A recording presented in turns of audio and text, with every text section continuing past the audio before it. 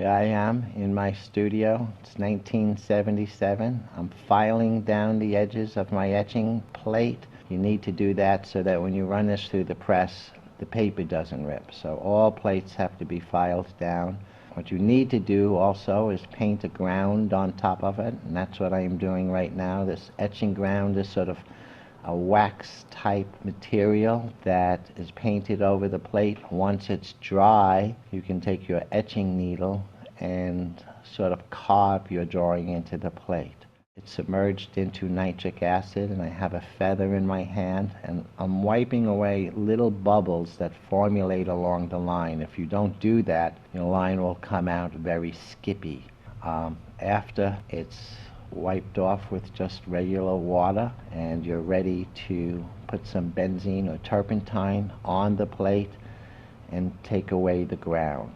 Right here I'm wiping the etching ground off the plate, and what you will see is just a line etched into your zinc etching plate. After that is done, you're ready to put ink on the surface.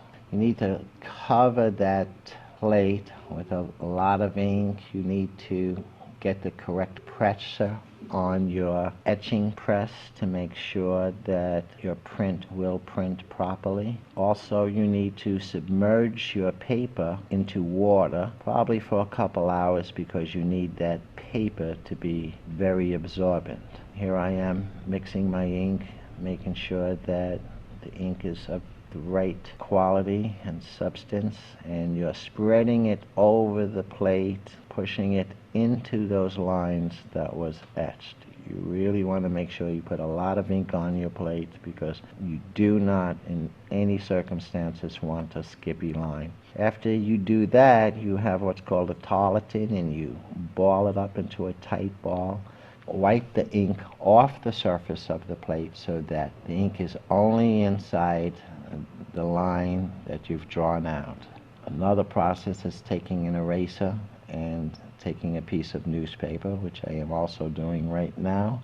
Make sure that there's no ink on the surface of the plate. It gives the plate a nice sort of buffy, shiny surface, and at the same time keeps that ink in the line. You must also wipe the ink off the sides of the plate, which has been filed down, because you don't want ink around the border. Now I'm taking the paper, which has been submerged in water, and I'm blotting that out so that it's not too wet.